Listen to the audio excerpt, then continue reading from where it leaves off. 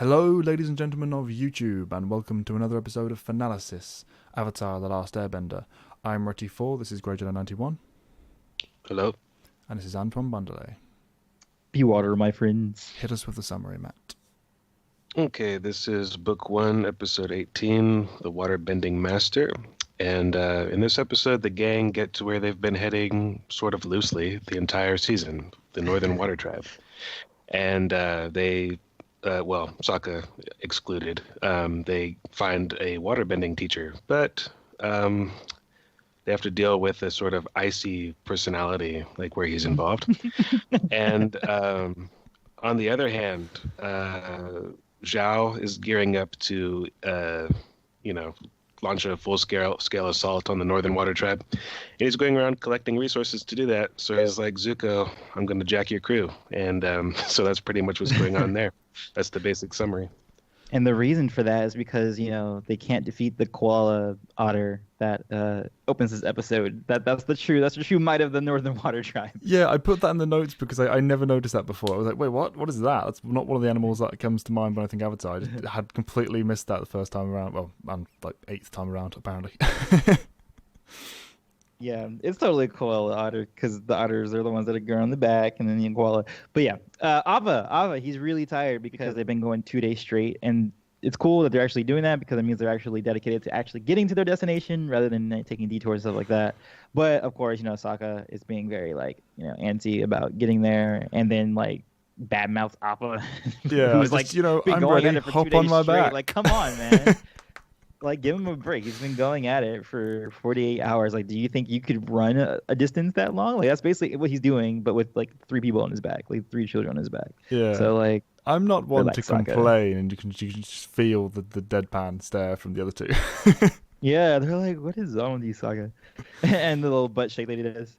Yeah. Yeah, like, you hop guys on can my get me. back. I'll take you myself. But it's Yeah. kind of cool that we see the might of the Northern Tribe versus Appa, because we already know that Appa is a relatively formidable creature. You can't just take him down easily. But then you see them using the ice to bring him down, and why? Because and then also in the following scene we have Zhao talking about we can't just do a full invasion without any forethought. These people have been fortified, and the reason why we haven't defeated them in such a long time is because they are so great. Yeah, they are very much entrenched in their element up there, and it's an element that you can't really get around if you want to transport your armies up there. So they're having this demonstration of an ambush and how they would execute that on a fleet level, as the Right. first introduction to them makes There's all the perfect icebergs sense. too. Sets up the whole fortress aspect of them. It says a lot about the guy acknowledging it, that even Zhao recognizes this too. Yeah, Right. yeah. It's oh, Zhao, you're learning. Good job. Well, I'm I just mean, saying. he gave us a little bit of hope here at the start of the episode, but later on immediately stamps on it again. But yeah, I like that he, even through his arrogance, he's respecting the culture. Hey, throughout the whole show, it's the only nation that doesn't get dominated at some point. I'm just saying. Mm-hmm. Very true. It's never taken over. Yeah. That's true. Yeah, that's true. Yeah. Even Bossy Sink, but Bossy It was a little bit of a Sink, cheat, well, but yeah, it did get taken over. It was more Hey, infiltration. It's Yeah. fair. It's fair. They won by good strategy rather than just domination. But still, Indeed. Right. But I do like the entrance into the Northern Water Tribe. You see this huge grandiose thing. It's very different from the South, which is broken at this point. yeah. But hello, I heard laughing or something. It's like a shanty town in the South. right, There's nothing yes, down there. exactly. There's no comparison. When Yeah. Sokka's all, I'm a prince. Of what? Yeah. And it's Exactly. you know what? I guess you technically. He kind of is. I I get what he's suppose, yeah. not wrong. He's the exact same They thing. don't have the He's same system, but yeah. Yeah, He's I the son of love the chief. They have a chief, But I mean, Wait, they don't but have is a Katara palace. is their father or the she? Well, he's the Yeah, he leader is. of the men, yes, yeah. Oh, I didn't know he was the. Okay, there you go. But yeah, I love the lock kind of style gate they have. It's very reminiscent of what we Right. saw from Amashu with the earth kind of wall being closed. I like the key kind of sort of similarities between the cultures, integration of the bending mechanisms. Yeah. I also like it as kind of the first shot of the city as a whole, because this is the first capital city we've seen outside Right. of the very small isolated instances in flashbacks with the Fire Nation and such. This is a view and initial exploration of a capital of a nation, and it really stands out with the music, the angles of the camera shots, the architecture, everything. It's well executed. It's also like I like how well the bending is integrated into how these people live there. Like you can't really get in here unless you're like, welcome by like this squad of waterbenders to let down this ice wall. And even like their primary mode of transportation is like the equivalent of waterbending bus drivers that are like, I Yeah. mean, you're not really welcome here unless you can bend or are friends with a bender, basically. Mm. Is it Vienna that has the rowboats? Yeah, Vienna. Yeah. So it's kind of like that. I mean, they don't have the style of Vienna at all, but like it's the same kind of system where it's like everything you transport is going to be via these long boats. Yeah, river streets. Yeah, the river streets exactly, which is cool. Mm, It's dope. yeah. Wait. Vienna? Isn't Venice Vienna as well. Austria? Venice. Venice Yeah, is the one you're Venice. talking about. Okay, no, so I'm Yeah, not thinking. yeah, So that's Vienna's what, I think I was thinking Austria, Venice. Yeah, sorry, I thought, am I just being stupid? But no, yeah, Venice is the one you're thinking of. Yeah. But yeah, the kind of whole way they move around the city, and the fact that that's how we're introduced to it as well. They're floating along the river, kind of parade style, waving to the people. I like that the story blends with the introduction to the architecture and the culture, leading us to the end point of getting to the palace, which is a palace. It's the first time we've probably seen one, in the actual setting rather than flashback. So Yue and Sokka, do you guys believe in those two?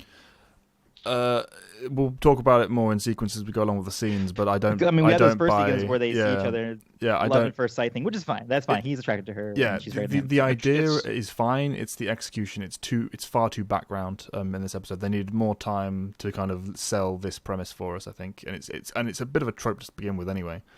I like that it was integrated into the A plot, as being a B plot thing. I like that portion of it, but I felt like I personally needed it to be like over the course of some arcs. Like it was a little bit fast. I'll be honest, I've never actually criticized this part of the show so much, in part because the movie did it so terribly. Like it's literally just all exposition. Like my brother and the princess became friends really fast. That's the whole relationship in the movie. So this looks like gold compared to that. But having said that, you guys are right. I mean, it also doesn't come to mind very often because sometimes I forget about this dynamic because Sokka. I always forget about it until I rewatch it. And I'm like, oh yeah, I forgot he had a thing with her. Yeah. Like literally, much later on when he has that joke with Zuko, like my first girlfriend's the moon. And it's like, oh, that's right, I forgot that. Yeah. I totally forget that sometimes. That's rough, buddy. Actually is. But Right. yeah, the idea is fine. It's just the execution, and again, it's not bad. It's nowhere near Avatar class. I mean, we've spoken before, and will again later. That romance has never been the series' specialty. Right. But when it does get it right, That's very particularly true. I didn't Sokka even think about that. But overall, yeah, the romance is probably one of the weaker parts. Yeah, of this. with the single talked about exception, it. with the single exception me of and Colin Sokka and talked about that a Suki. lot. Yeah, with the single exception of Sokka and Suki, which is extremely well executed. It's just that one's good. minor and not covered that much. It kind of gets everything else a little bit off beat. Yeah, because like we were arguing one time about Korra, and I'm going, dude, it was never great. It's always been sort of rocky with the romance, and yeah, we agree on that. Yeah, it's just the Sokka and Suki exception that really kind of They're good. glazes over it. Yeah, I mean, you kind of because that's the one you think of, it kind of distracts And you from also, the I real think problem. I'm okay with Zuko and Mai. I think I'm even though okay. they have it's all fine. I think it's their thing. She's a little. I forget she's in the show sometimes. It's all, but yeah, they're fine. It's fine. It's all not fine. great. It's just not great. It's okay, Yeah. Right. with the exception of that one pairing, which is why it kind of gets distracted from it. But yeah, this particular example, it's fine in nature. It's just and I agree with you. The way it's blended with the arranged marriage situation and the whole, the kind of her reaction to it later is attached to that sort of story element. I like that, but it's just too background. It's too and this is happening over here kind of thing. Right. Well, then we move on to finally seeing Music Night, which is cool. Yes, And I actually forgot that they were finally. dancing. I thought it was just the singing part, and I was like, oh yeah, the two dudes are like totally jamming with I each want to other. say real quick, I have a story about this. I remember because I had like TiVo'd this episode, and so it was one of the first episodes that when it was a new show and book one was like airing, I would rewatch this one over and over again. And I was watching it at my grandma's house over summer vacation, and like she walked in and that scene came on. Oh my god, like, she's like, what? And she sat down with like her book or her newspaper or whatever. It's like, what the fuck are you making me watch? Like, I mean, it was like really hard to like defend this. I was like, Grandma, you don't get it. I really like this show. It's like, I mean, you can't tell from this scene, but it's a really good show. And now you guys are about to praise this scene. It's just funny. It takes me back to like it's definitely like the only. It's definitely one of those scenes you need to have the appreciation first. This cannot be your first kind of step into the world because you're like, what? You know, you have to have this appreciation. I mean, that's one of the things I like about it, actually. The fact I've put in the notes, the fact that they it's played off so naturally. Like, it's not, you know, really great singing, really great instrumentals. It's literally people playing in a little campfire scenario. You know, it feels so natural and wonderful, and that it holds so true as a result. I feel like naval officers who sing, like, you know, on their ships and stuff like that, it would have sounded like that. Like, not all of them would have been great singers, but they needed something to, like, kind of pass the time, you know? Yeah. So that's great. Especially considering it's Iroh as well. You know, the fact that he's the heart of the scene is just, really. And it helps that it's not a bad song as well, you know, in terms of, you know, light, folksy, campfire storytelling. Anytime Iroh sings, though, I always think about, like, his sad song that we haven't got to yet. But every time he sings, let's not talk about that. Yeah, they mentioned that in the commentary that they're always making him sing and that he didn't like singing. The actor Mako didn't, but they're like, oh, we always make him sing. He's a beautiful singer. And I don't know if he's a beautiful singer, but it's very haunting. Like it's very, it stays with you. It's powerful. He's got one of those voices that, even though it's not technically proficient on, you know, like a tonal level, it carries the charisma of his nature through the words. It's very powerful. Particularly for that one that's coming up later. And the lyrics, the lyrics being like winter, spring, summer, and fall is like, it's interesting because like when you first watch the show, you don't realize like the correlation between like the seasons and like the elements necessarily, but all these things, like, you know, the world is very well constructed in that way, and like kind of what he's talking about, you know. It's not front and center, but it's constantly applying kind of the idea, but in the back of your mind. It's the Avatar cycle, like basically like air is autumn, winter is water, that makes sense. And spring is earth. Yeah. That's the one I couldn't figure out. I was like, which one would be autumn? Yeah, totally. Air. Yeah. Totally works. So we move on to the Water Tribe Feast, which is cool because, again, we haven't seen anything like huge on this level. You know, you have like the drummers and the performers. You see Pakku and his students doing a sequence, which actually is just very funny that well, actually, no. I'll let you guys go on that because I was going to talk about something else, but that it has no relevance here. Okay. Really? Okay. Are you sure? You really don't want to? Let's...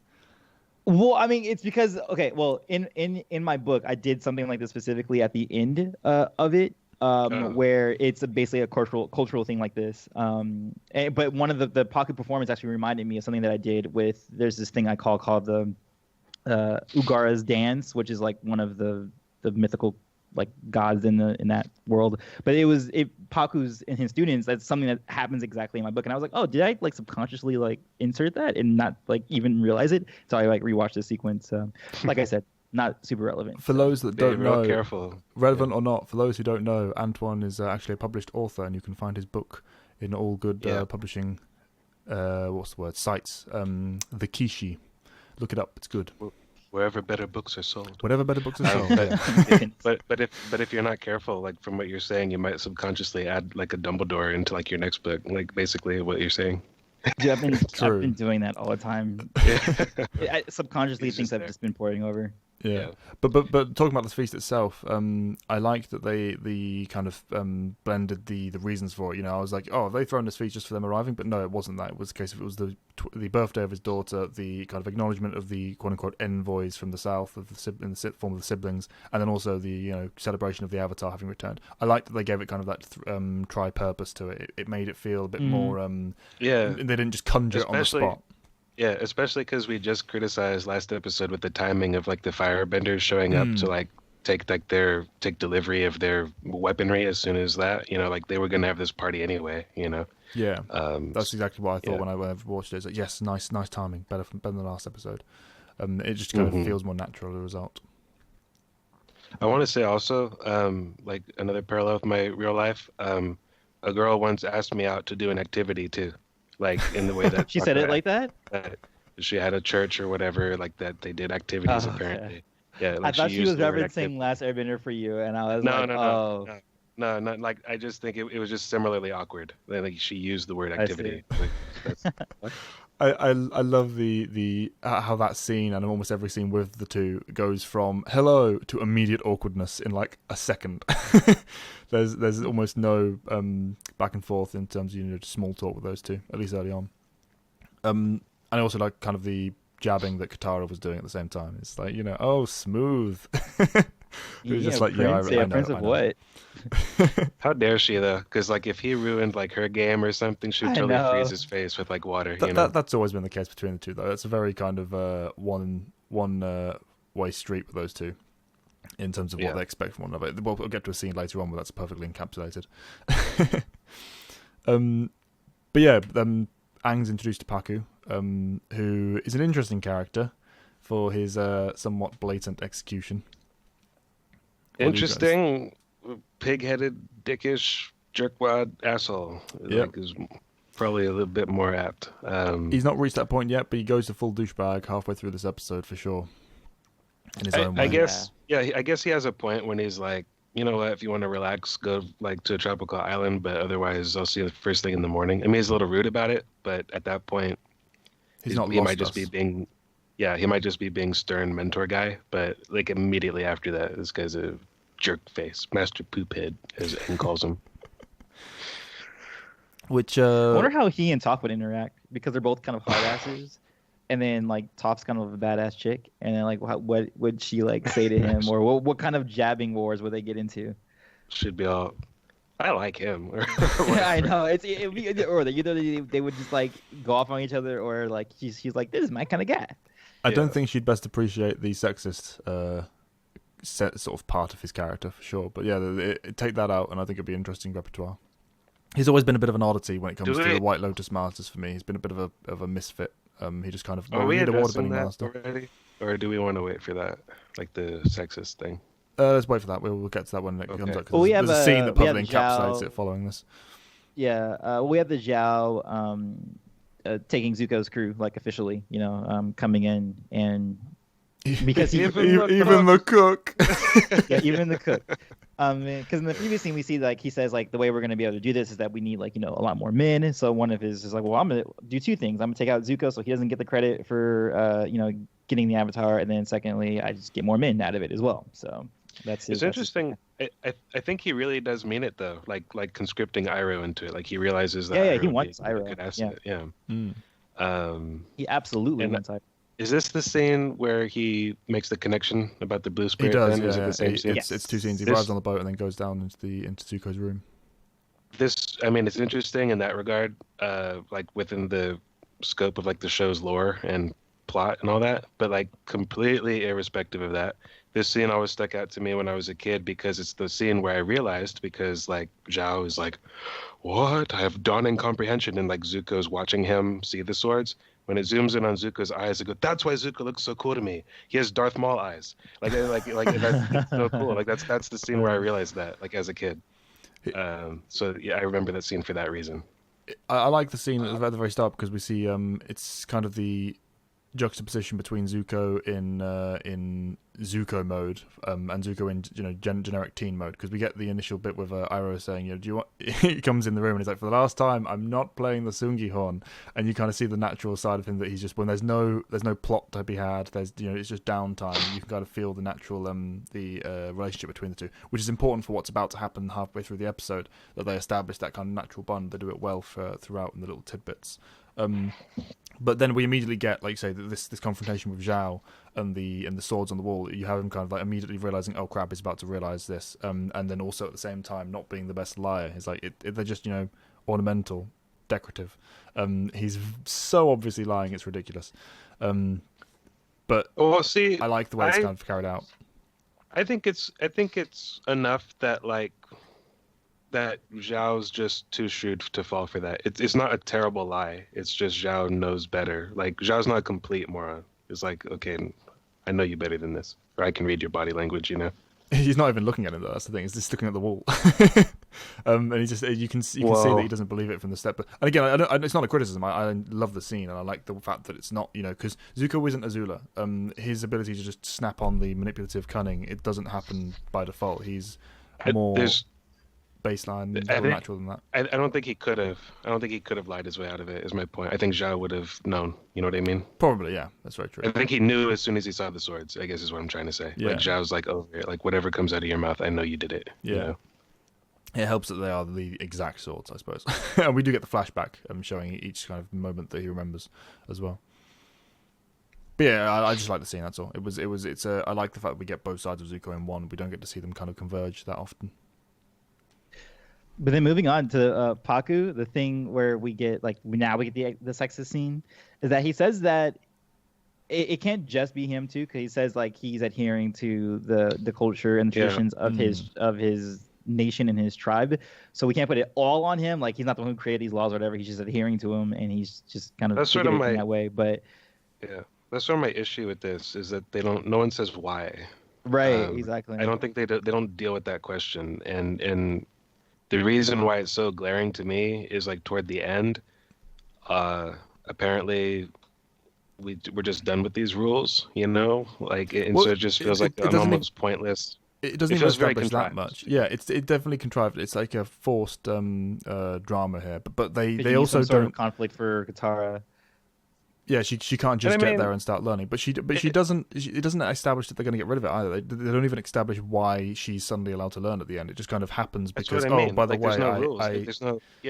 There's no why for this. And really, there are female Fire Nation soldiers, but like literally everywhere you look, like female benders seem not necessarily purposely excluded, but they're very rare. You know what I mean? Like in prominent positions. We know they exist, like on a common level, but like in the Earth Kingdom, when can you ever recall like a female general or whatever doing anything? You know, certainly the first series, yeah. And Dai Li are all guys. Yeah, and even the wrestlers that like Toph takes out, she's the only one that's female. You know, so I mean, it's not that unusual. And certainly in real world culture, not unusual at all. So I'm not, I mean, exclusion in the modern era, no, but you know what I mean? It just seems like they just didn't really make a proper issue out of this. It was just like contrived for there to be a conflict this episode, where I feel like this could have been like an arc. Especially considering the reason throughout history females have always had that secondary role when it comes to combat is because of the whole physical side of things. They're more valuable assets on a civilian level, and also physically, cannot say that. biologically at a disadvantage when it comes to pure physical combat back in the way it was fought back in the day. That's just a fact. But since you with bending, magic, with bending, that's not the case. You can, and that's why they should have. That's why they should have had a discourse about like why is this? Precisely, like even if they had really bad reasons, like just give the reasons, please. Precisely, that's why it stands out so much. That they should have had a valid kind of undercurrent. I've always been a fan of the Honor Harrington series, the way they did it with Grayson, and how it was a result of their difficulties with population level, and also which then developed into kind of a respect-based sexism. It was a case of they didn't think less of females; they thought more of them and didn't want them in danger, which is stupid and wrong by itself. But you can kind of get the lead in for it. And the initial spark, whereas here it's like, why are you doing this? You're just, if nothing else, you're wasting warriors. You could be like doubling your bending population here. Yeah, literally, maybe more than that, because typically the females outnumber males. Yeah, they outnumber us. Yeah. Also, I like that Katara was like, because of the importance, because Aang was going to refuse. He's like, "What? You're not going to train her? Then you don't have me as a student." And like Pakku's like, "Okay, whatever." But then, for Katara to be like, "No, it's way, way, way too important for you not to like learn waterbending." Although I wonder if there's someone else there that he could have learned from. Like Pakku is not the only master, I'm sure. Oh yeah, he just happens to be considered the best. He's clearly supposed to be the best. Yeah. Yeah, he's supposed to be the best. I didn't mean to talk over you, Kelly. I didn't hear you. No, that's fine. That's fine. But you're right, Angela. I would actually like to see a matchup. I just thought about it right now, but Unalaq and Pakku, because I feel like they both have a very that would be cool. Especially in terms of their water to ice abilities. I think they do really well with that. He has quite a large focus on ice, and I think we'll understand that why when we get to his final or his kind of finale scene in the episode. I lost my point. Damn it! Never mind. Move on. It's okay. It's okay. Sorry. I was agreeing with you on the focus of Katara. I like that Katara is throughout the episode always focusing on Aang's being able to learn. She doesn't let her personal roadblock get in the way of his learning, and I like the fact that she's aware of that. It's a good Katara kind of moment. Yeah. And then the next thing is easy. It's Sokka and Yue, and they have another awkward conversation, seeing with activities, and she agrees to said activity, and he falls into the water. And it's I've cute. also done that. I haven't walked into a water thing, but I have. Oh. Like, there was a girl in middle school whose name was Crystal, who was so pretty, and she had like these very vibrant blue eyes that you could see from like a hallway across, And I walked into a pool, like, and it was like an outside hallway. Damn. I literally walked into it. Like a cartoon character. There's like a Like a cartoon. That's Yeah. brilliant. Did she happened. apologize afterwards? I'm sure she didn't even realize I did it. It was like it was just like it was that scene where like the girl doesn't notice you and like you're staring at her creepily and like you hurt yourself because you're that fixated on it. A window into Matt's life. I love To it. the point that I remember this like 14 years later. Like I was like 12. All right. Hey, those are the moments. I know. I remember I had a voice cracking moment with a girl where I finally like it was like freshman year of high school, like where you're transitioning, as a dude. And I went up to her and I had the confidence finally like go up to her and like, I don't even know what the question. I don't know if it was like I asked her out or I just talked to her. I just started a conversation and my voice cracked. And I mean like it wasn't like a little like a subtle like, oh, did he crack? No, it was like, and I just ran away. I literally You just ran quack away. at her. I have a Literally, cousin literally. I have a 14-year-old cousin who's doing that. Like he's at that stage where like it's a normal voice and then all of a sudden it's like a whip, just crack, like crack or crack, like splits the country like an earthquake. It's like, what was that? Anything about it just happened. It's just like, Yeah. well, It's funny because Sokka's still kind of in that period himself. As Katara mentioned he is. He's earlier in the 15. episode, Yeah. earlier in the series. Sorry, she mentions that your voice still cracks. I like the way that Yue apologizes. Like she knows exactly why he fell in. It's like sorry about that. sorry, I'm so pretty. Yeah. Sorry, I distracted you, my wonderful Grace. But yeah, also I like that she's often seen on the kind of gondolas going down the river. I can envision that being kind of a cultural thing where she has to be presented. She's the princess, so she has to be among She probably doesn't people walk and- that much either. It's like the Yeah. same thing with the I just What's realized the name of that thing? What's the name of the thing where people get moved in carriages? Like there's an actual name for it. Alan Keen. I think that's what it is. Yeah. Palanquin. I think it's one of I think. the Game of Thrones actually, because I was when I was reading. Oh, like and hey, that's a thing. Their feet Azula must rolls never around touch in the one of those ground. too, and so does Yeah. even Zuko after he's welcomed back. But I just it wasn't exactly established to me. I don't think it was explicitly stated, but like the Earth King, are the leaders of this tribe non-benders? didn't think about that. I don't think Consider so it. because we've got the Benders later on in Korra, so it would. What does that Oh, have to do with no, it? sorry. Oh, you mean specifically the characters, not like it's a tradition or anything. Well, Okay. Yue is definitely these not there, characters. but I don't know. I don't think they have are. to be. I think it would Their take very dad front and didn't- center if it was. And he's also the one talking Yeah, to the mundane warriors, not Yeah. mundane, non-bending warriors. It was just weird to me, like that, like basically these kingdoms or whatever, like they don't have benders and like the leaders or like in leadership positions, considering like some of the themes that come out in like Korra later, where like supposedly the idea is that non-benders have always been trampled on. Yeah, that's always been one of the problems of that theme because of how they didn't show us the actual suffering itself enough. But yeah, I know what you mean. To me, it could just be something as simple as the fact that the original kind of beginners of the royal line were benders, and then every generation happened to be since. So yeah, it probably And I'm isn't as pretty simple as sure- that. I'm pretty sure like these two can't be like these are not like ancestors of like Korra, right? I mean, it has to be a whole different line. I mean, he didn't have any other children. Presumably. So like whatever Tonraq and Unalaq's father was, like he must have been like a different bloodline or something. Right. Or same family, just not straight down. It was brother, and then that guy's nephew was the next one, or Yeah. as it were. Yeah, there are many different ways it could go. But it's interesting that they weren't. benders, yeah. Anyway, In the next scene, Zhao hires pirates, and it's cool because it's a callback to the pirate episode, where we saw those guys before. Yeah, that's some good gold. tasty, I think he Yeah, said. he does say Some tasty, but I was waiting for him to say that's good again, just from the nature of that guy. He just states So what that's isn't the good. whole thing of the scene is that we don't understand why he's using them quite yet, but we know that they're going to be in his service. Like at first, I think you're supposed to think that he needs everybody to help, like for attacking the like the audience is supposed to think like, oh hey, he's even gonna hire pirates for this whole deal, but no. But something then he else. says, you're familiar with Prince Zuko, I believe, or something Yeah. like that. Insert sinister Yeah. smirk. Yeah, it's Right. classic Zhao. But that's that scene. So yeah.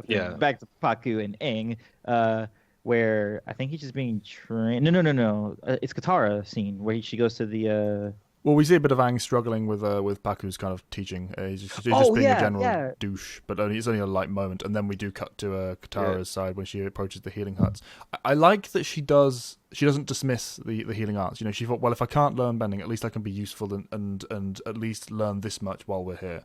You know, she's being practical about it. Yeah. It's arguably a more useful ability on some level. She better learn it. Yeah, absolutely. But it's just, you know, she even before she's resolved the conflict with the actual combat side, she does, you know, at least use her time there. Even in the face of having it being, you know, sharing the lessons with the youngest because she's so far behind. Do you have something? Oh, you just brought up a question I had. What were you going to say, Antoine? Though. Two things. One, is the Avatar world flat? Are we supposed to think it's flat? Because don't know why.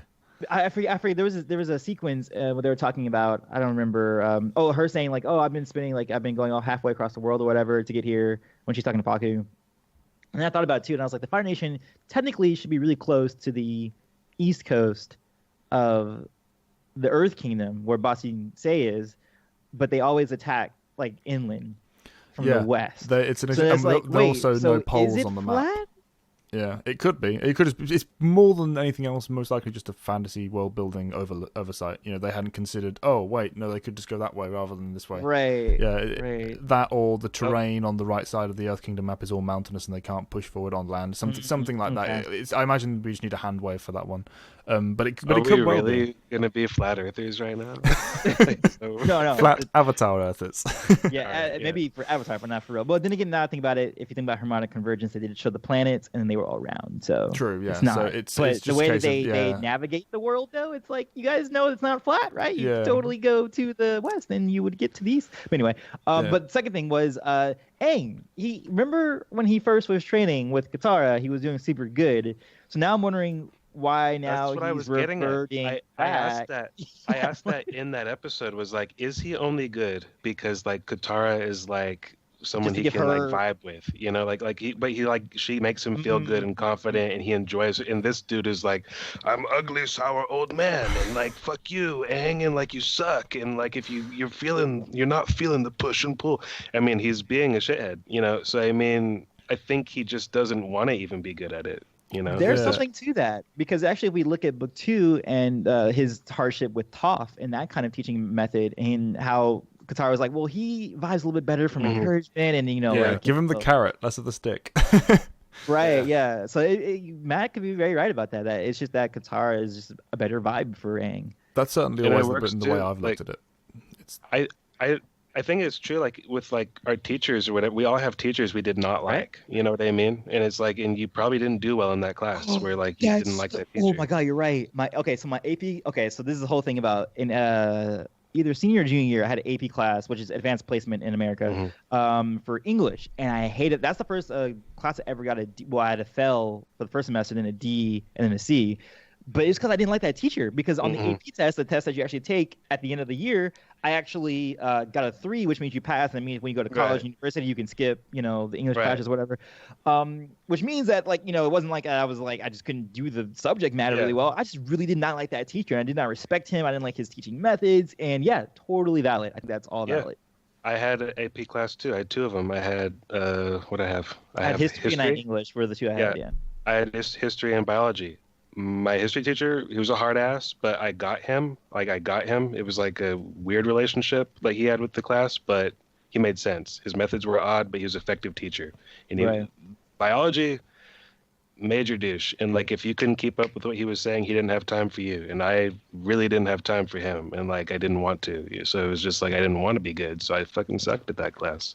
You know, and I'm not even bad at it. You know, took it in college is fine. You know, so many real life windows here today.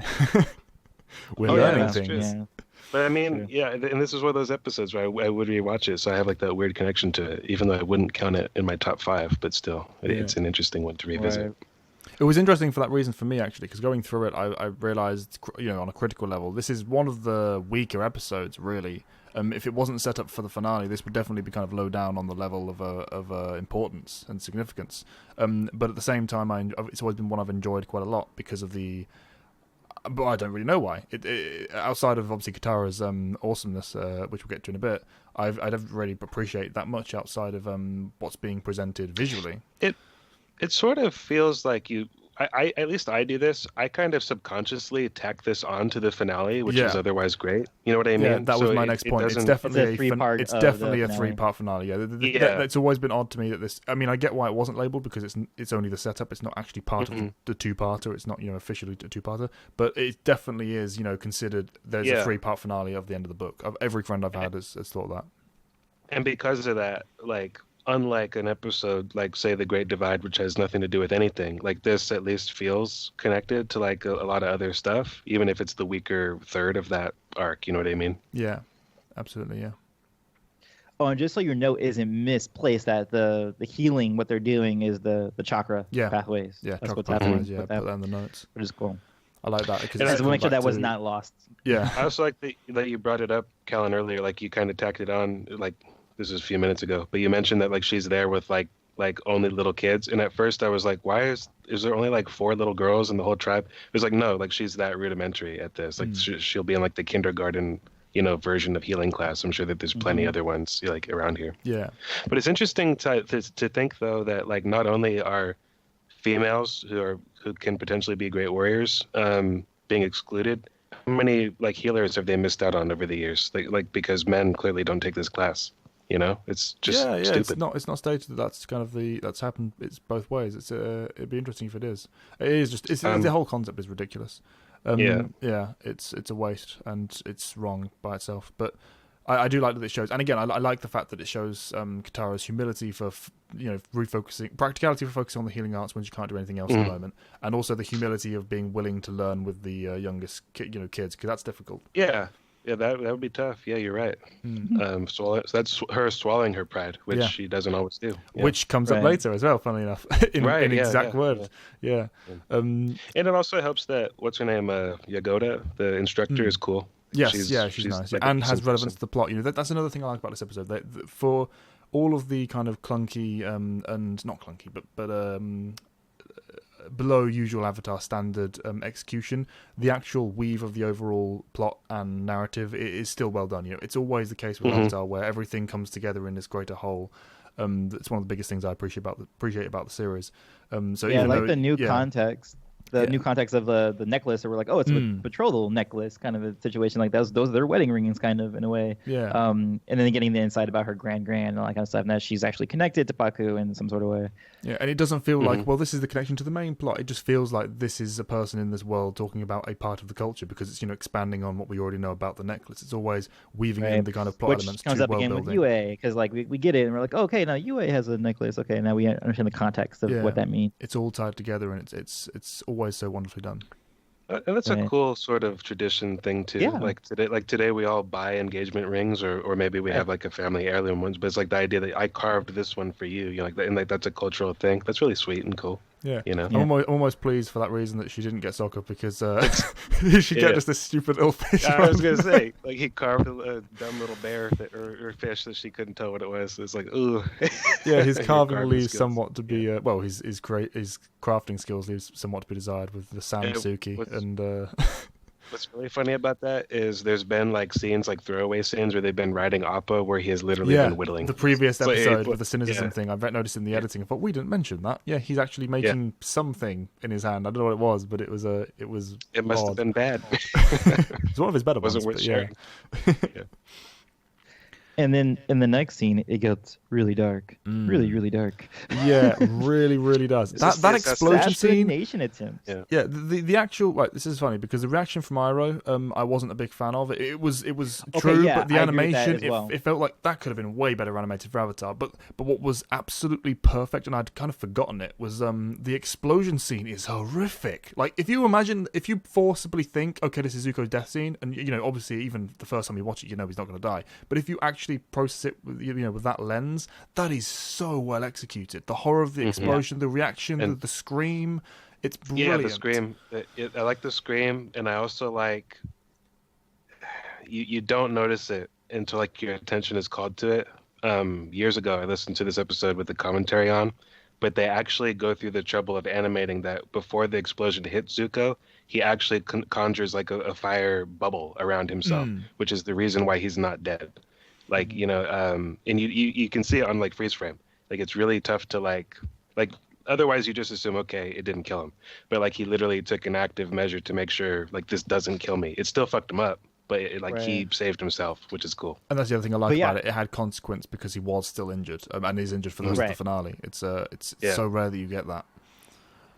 But then I also agree with. I think you said mostly just because you didn't like Iroh's animation, but I actually thought the performance as well was a little bit too muted. I was like, if you really thought that, like, your nephew died and like that was supposed to be like your surrogate son in a way, I thought he would have a little bit more. And then when you see later in the episode that they coordinated something, but it's like I don't think at that point he would have known that he survived. So, and if it is, it's definitely not presented as such. So it's a weak moment. Right. I think it's a case of with the writers knowing, well, he's not actually dead. So I think that was what colored it. He knows, but he doesn't know, kind of thing. Yeah, it's just a case of them realizing, let's not that they would have consciously done this, but I think they kind of subconsciously said, let's not put the effort on this moment to make it that horrific because it's fine. It's not actually happened. But I definitely agree. Knowing what we know about Iroh from later and rewatching it, this should have been like a one of those Iroh moments that you look back on and just your heart breaks. And I don't get that from this. Right, I don't get either. I agree. But at the same time, the explosion is perfect. Like that. But that I agree. The explosion is very much like that scene set up as like if that was a real death scene, like that would have been very impactful, to me, because there was no escape. Like you felt that there was no escape in that situation, and you see like different parts of the ship exploding and it approaching Zuko. It escalates very well. Yeah, it would have been very easy to just cut away to the distance with Iroh and just see and just boom, which would have been effective, but it would have been nothing compared to seeing each part of the ship as Zuko moves around it, and then he gets to the bridge. Essentially almost seeing him engulfed in the explosion itself. You know what I mean? And his reaction as well, and also the sinister shot of the bird, which is a creepy bird, as I said before, by itself, but it's looking at him, and he's like, and he realizes that, oh crap, and the emotions that play on his face, on that side of the animation, they nailed it. He is thinking he's about to die, or at least coming close to it, and it's really well done. Yeah, it's a good scene. But then we go back to our training, I believe. No. We go to the Sokka and Yue, and that's when it comes up with she realizes, or she denies him the activity because he's like, I'm betrothed or whatever. So or I'm promised. Doesn't actually state at that point. She doesn't explain it yet. Oh, she doesn't yet. This is what leads him. Right. Yeah, this is the first totally person. mystified. Yeah. She cries and leaves, and then she's like, oh. You've met me at our agreed upon meeting place. I can't be here. Have to leave. And it's like, well, actually, it was clearly the fish that scared her off. It was like, oh god, this is the best you can do. Oh, I'm off. Runs off distraught. Poor Sokka is very confused at this point. Sokka's a poor craftsman. That's what it was. But yeah, we don't know effectively at this point why she's upset. We can guess, but yeah, we're left in as much in the dark as Sokka is. What's going on? Oh yeah, no, that's right. He comes back to where they're being. I guess they're living. It's a nice shindigs with the lighting of the roof kind of cast up in the moonlight, and I like it's a very igloo kind of palisade style thing. It's really cool, nice design. But I like this scene because I'm always a big fan of the breathers. Before bed that they do the conversations. There was one in Haru's episode. Imprisoned as well, where they just kind of take a moment of downtime, just explain their day and just talk. And this is where Katara's one-way street thing I mentioned earlier in the episode comes up. Sokka offers immediate, obvious solution to her problem. And it's like, well, I'm not happy. What about my problem? And she's like, yeah, but you're never happy. And just leaves. And it's like, so whatever. To be fair, there is no simple answer to girl problems, though. I mean, true. What is she supposed to tell them? But you'd think Katara would at least be able to lend a helping hand and just like, feel better, Sokka. Not like, oh, you're never happy and just leave. It was we like, don't have time for this. I get to learn more waterbending. You know how she is. Yeah, it's very true. It is that blinkers moment that stands out, which is why it fits the character. It's one of those moments where sibling kind of unfairness comes into play. Mm-hmm. But again, Sokka with a practical solution. Why didn't you just get Aang to teach him? Get them kicked out of lessons. So, true, but it's only because they get caught. Which happens immediately. Which happens immediately. Yeah. I was looking. Did he sense it? Does he sense it? He's like, I sense waterbending in my presence or something like that. I think, that's a good question. But like when you look back at it, it's like, hey, your tent was almost big enough. You probably could have practiced in there. Like I'm just saying, maybe you didn't have to leave. But yeah, Master Poophead watched them do what they were doing, and it was all, "You've disrespected me, my teachings, and my entire culture. Prepare to die." Like, precisely, that was the thing. Yeah. It was such a That's the sinister tone of it. scene. Even when he rips apart the bubble and just razor edge shard blades Bunch up of the daggers, balcony, yeah. it's like, Jesus, man. It's like you may as well just take out a knife, stab it into the bridge, and sort of grind it. But he was on edge. He does there. that in his fight with Katara too, where he has like the blades and just like encases her. But it's like This can be dude very is- lethal. Yeah, This dude is basically he's like Professor Snape. I didn't get the girl I wanted. I'm embittered for the rest of my life, and I'm really good at what I do, and I'm gonna bully teenagers Right. for the rest of my career. I mean, like it's just that characters like that. It's like, what are you doing? I can't relate to you. You know? Yeah, it's a bit strange, but we'll get to it in a bit. But I like the focus of ice with him and the blade shard stuff, Yeah. and how Yeah, everything's like- needle that's sharp true. I like his precision. specialization. There's a particular moment where I'll explain why I like that in particular. But yeah, that scene where he just rakes it across the bridge, just like that, I would be ready to fight if I was him. I was like, okay, he's about to kill us. That's the kind of overtone of the scene. And then we immediately cut to the palace, which is, I thought, at night still, but then it just seems to be dark because of the way the ice is kind of shining in or blocking out some of the sun. Because when they go outside, it's day again. It was a bit confusing in this moment for me. But they go to apologize, and Katara is willing to do it. Katara was willing to swallow the pride, but this is the moment where he turns up to, the meter to full douchebag and is like, "I'm waiting, little girl," and it's Oh like, yeah. oh my god, Katara, sort him out, please. And that's when she demands She's like, I satisfaction. challenge you. Yeah. Now, Which she does very well yeah, for facing a master. I do. When I was a kid, this was like easily like, I think it was my favorite fight from like the first season. Today, Zuko and Katara's fight's pretty good, I think too. I was gonna say today I would reassess that. There's like 2 or 3 I might put above this, but it was, and it's not fair to like hold this against this particular show, but in comparison to like the waterbender fights from Korra, this is still good, but this is like early Picasso instead of like real Picasso. You know what I mean? It's like, I know this is masterful and all that, but it's not like, it's like this is like Picasso's crayon drawings. It's like Crayola early, where like this is nothing. I have much more genius in my mind. You know, Even like, even this later is, in Aang with the the later books, it's still I'm improves telling you. measurably there. Yeah.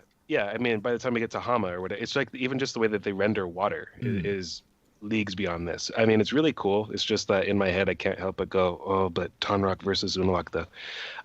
It's just so much cooler. But yeah, as a kid, I didn't have a problem with it because it was so awesome. But looking back on it, as Antoine alluded to, she kind of she's going toe to toe with like a master, like overnight. Like, weren't you just trying to master the basics last night before you got caught? Yeah. Yeah, And then she's like going into like the pool and making sheets of like really nice, perfect sheets of ice that. coming out. that's the bit that rings the most false to me, because the overall fight. And it's my favorite maneuver, though, that she Yeah, does. yeah, It's it's the one thing of the she does, best- and it's one of the it's best most ones. like unbelievable. Yeah. And I love the way Pakku dodges it as well. But for me, the fight, it shows enough of her roughness and enough of her kind of inexperience to be buyable. But it's just that little bit too far towards her proficiency, I think. We needed more before this. I could believe that she's up to this point. By this point, we just needed a few more examples of her learning from that I agree. scroll ahead of time. I think I it's agree with that. moves like where you see like he puts the water around her and like gets her closer, and then she just like smashes away. Those kinds of things I think I'm okay with because it's just her Yeah. like just It's pushing out. And, like, get it's away rough. from me. Yeah, But it's the stuff that's like the nuanced stuff that's like really Intricate delicate. stuff. Yeah, the that's like much more intricate stuff. Yeah, And I also or wanna say- even the ice thing. Like he throws up the ice and she's just like, get this ice out of my face. Like that's fine too. Like the Yeah. bigger stuff. and that's what most of And the fight it's- is. It's that kind of rough, just taking control of the water and blasting it away. She's not doing these great, massive maneuvers that she'll do later on. She's just kind of dealing with the push and pull. It's the natural instinct stuff that she's pulling off here. And then when it comes to the precision, high-powered techniques, with the exception of the ice disc thing, she's not really delivering, which is why I can buy the scene overall.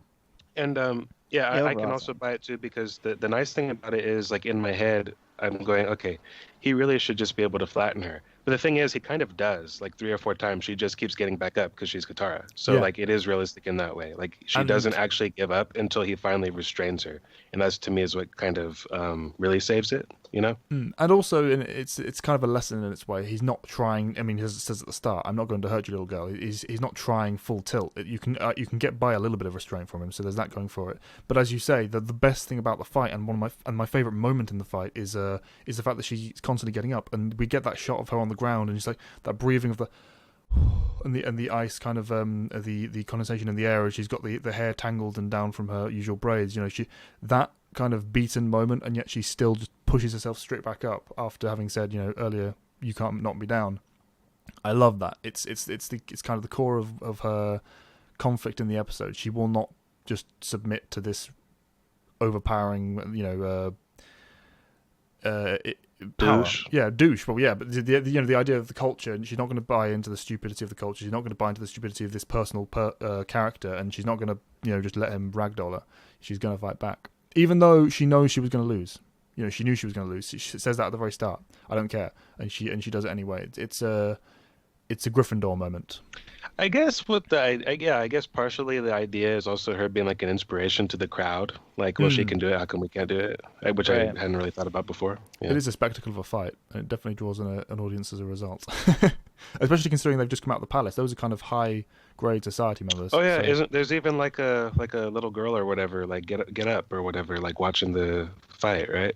So yeah, she's totally supposed to be like the mascot for like the women water tribe folks. Yeah, it's very cool. But before the scene though, we skipped over it. We get the Iroh and Zhao moment where they kind of meet up and begin the infiltration, though it's not presented as that in this scene. Iroh with the whole it was pirates and Zhao. This is why I said before how he's more intelligent in this episode, but he's still got that stupid Zhao arrogance. He smirks into his tea. It's like, why would you do that in the presence of Iroh? You idiot. That's for the audience. I feel that's totally for the audience. In my head, like him doing that is like masked by like the teacup in his mind. It's true. But it's still I a will risk. say though, the thing that's really ridiculous is I was just devastated to hear about this. I mean, that was like, okay, come on, like who do you think you're fooling? Apart from fooling, that's a trigger warning. I wouldn't expect, if I was him, I wouldn't be surprised if Iroh just flips the table and immediately blasts him with fire from a response like that. You know, this is the second most to his mind, most likely the second most powerful firebender in the world, and he's just gonna mock him effectively. It's like I'm protected by the fact that I'm not actually insulting him, but I'm insulting him, and it's like, oof. You are playing a risky game here. I suppose that's true, but I mean, Iroh is also Iroh-y. Like, he doesn't really general Iroh like, countenance is going to keep him safe, but it's still a risk. And again, it's just the arrogance that gets to me. And then we discover that he and Zuko are in cahoots right now, and then it makes you kind of wonder, like, okay, so what was the scenario between explosion and you seeing him and you making the plan kind of a situation? It's one of those glazed based on his over reaction. moments. Yeah, right. But we don't really need to see it. It's just it would have been. It would probably be like surprisingly mundane, like Zuko crawling out of the water and like, oh, you are loud. yeah, yeah. I mean, okay, gripping that's onto pretty some much driftwood. Yeah, but it's one of those mundane things we didn't need to see, I guess. But it would be nice to have that little bridge gap, even if it was just a sentence explaining it. When I pulled you out of the water. Although, does it say that actually? Did we get that next episode? No. It doesn't mention that. They don't explain it. But yeah, just something when I pulled you out of the water or whatever. Something like that would have been a good enough explanation.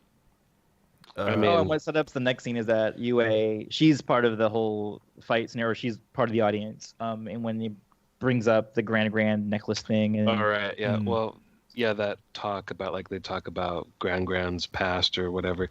This is the part where I feel like it really would have been best if they had established a reason for the sexist tradition here, because Katara's just like, my Gran Gran wouldn't let your tribe's stupid traditions run her life, and that just feels a little like, tacked on? Like, is that supposed to really convince everybody to change their ways? Like, I feel like Yeah, probably there should have not. been Probably more not. of a, like, I don't know, because after this, he does accept her into the lessons, and I'm just Right. going, But that's But it is interesting Really? that Gran Gran herself went to the South because I guess it seems like the South does accept female no, they definitely do. waterbenders. They Yeah, definitely because do. we see the Katara's mother waterbenders. was a powerful one. Yeah. We see an entire formation Um, of them in the Hammer episode as they get Yeah. so Right. whittled down. But and that's fine. I mean, that is like a basic. It's just too simplistic of a way for phrasing it, Right. and not at all like a cogent, case for like you guys need to change your ways. Like, and here's why. There's no conversation. You know what I And mean? you don't even see how. Yeah, exactly. You don't have to see how it resolves. It's literally just Yue goes off and Sokka has a scene, and then like we're guessing something's happening between. Like Yeah. we're just missing something between Katara and Pakku, and maybe the whole entire tribe that gets missing. And then in the last scene, we have okay, you're training now, kind of situation. What conversation happened there? Because there was nothing resolved within that conversation to say that Mhm. she would have been. It's all dandy now. And that's Yeah, the other 'cause thing. We Pakku's only like- know that it's resolved with Pakku. We don't know that the culture is going to adopt this from now on. It's implied that, but not enough that we kind of even buy it based on the presentation. And the scene itself, like you said, Matt, there's a kind of disconnect. It's not really, like you say, tacked on. There's no resounding like oomph behind the message. It's just kind of, this is the beat we're trying to play, but it doesn't ring true because of the lacking build up. And Right. I mean, it's like it would have been one thing if like Yue had like been looking at like Qatar and be like, yeah, why should I have to marry this guy that I'm not interested in? Like what is all this? Like, I mean, some kind of. Yeah, Right. Yue should As have opposed to- been the kind of crux for change. The She vessel should- for changing. yeah, Exactly. yeah, Yeah. she should have Because been she's at a receiving. position of power. Yeah, she Right. should be I mean- learning from the Katara kind of Exactly. situation, and then she's the one who drives for the change and forces her dad. No, I'm not going to do it with the marriage, and then we need to make some changes around here. That kind of thing.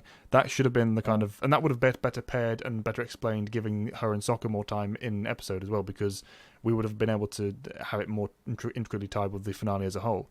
It was like there was a miss. It needed a bit of a rewrite. This kind of idea. Missed opportunity. Yeah, missed Yeah. opportunity for sure.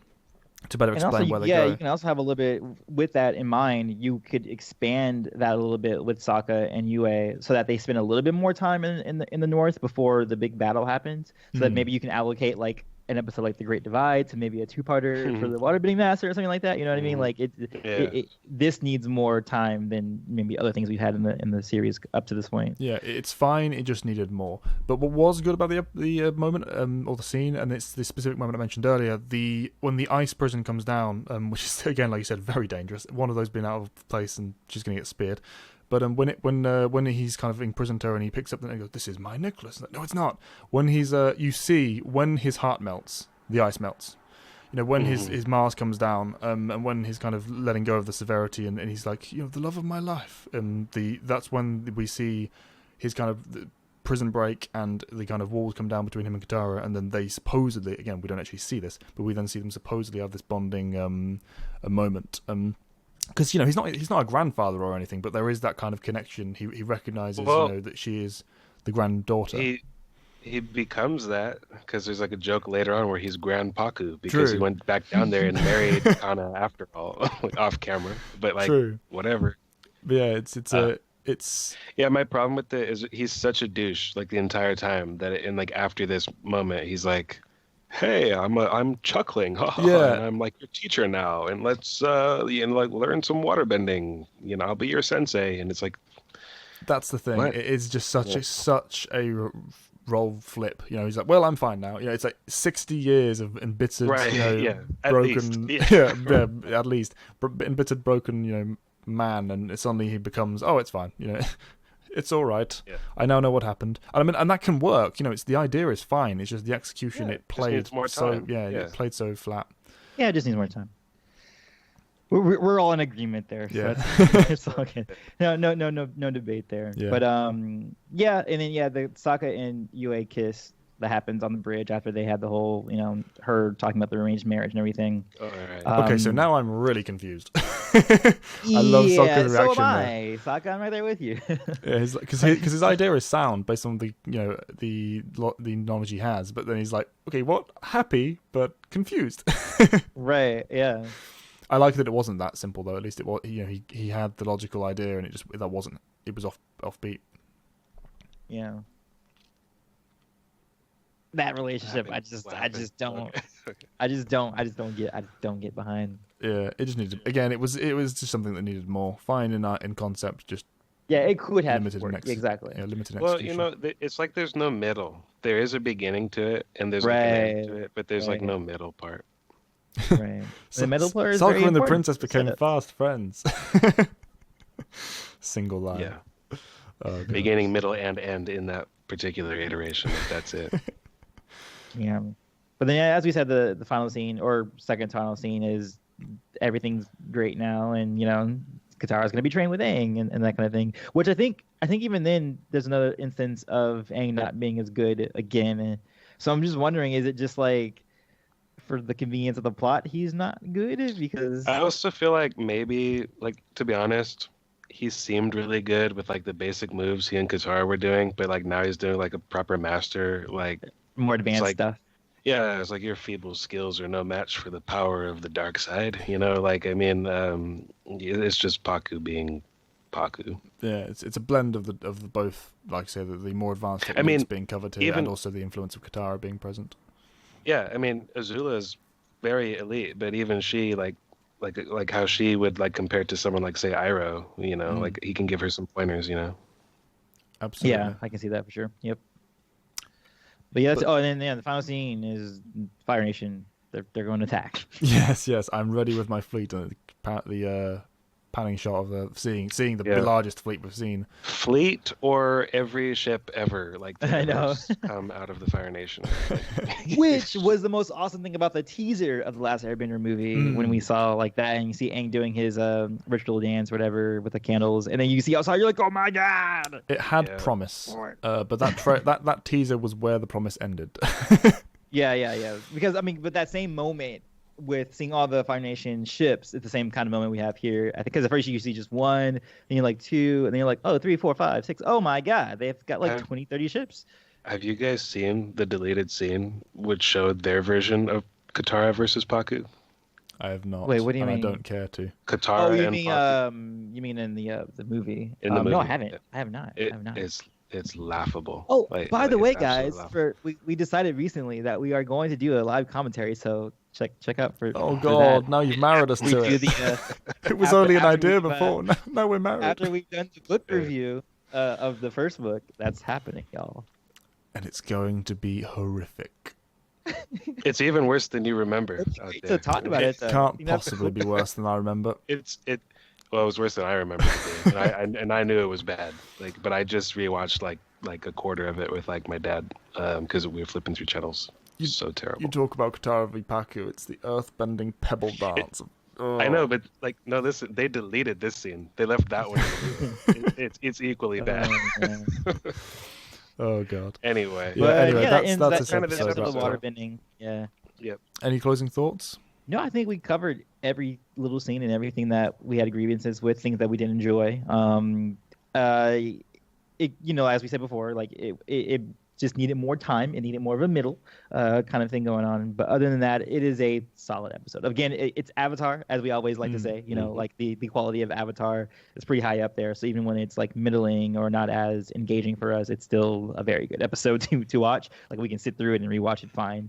But that's it. Yeah, we're gonna be into the final 2 episodes of the entire book 1 and be done. That's kind of crazy. We actually got through something. Yeah. We completed I know, it. right? We're gonna We finish actually- something. Oh my god, we finished something, guys. We Crazy. finished book 1. Now we have to just do the rest Yeah. of the series. We're not a and bunch of Korra. liars anymore. Yeah. Yeah. It does feel good to get a stable Instead- schedule. I hope you guys are enjoying We're gonna that. do this, guys. We're gonna do that. Yeah, No, we 2 did it. years pass and then we eventually get to it. Yeah. No, we're actually on schedule now, guys. So I hope Yeah. you're enjoying the content that we're putting out.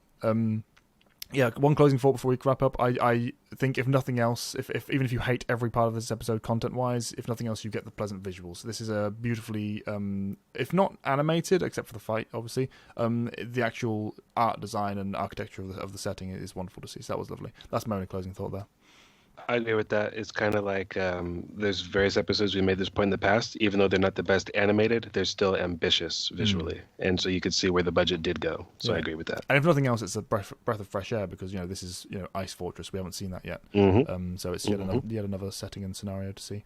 But that's all I had to say. So with that said, let us know in the comments anything you want to cover that we've missed, or as always, delve into stuff that we have covered in greater detail. We're happy to have a conversation down there with you guys. Looking forward to it. I am Retty 4, and I still don't have an outro. That liar. Great Jedi 91. Take care, guys. Antoine Mandela. Remember, be water, my friends. Goodbye.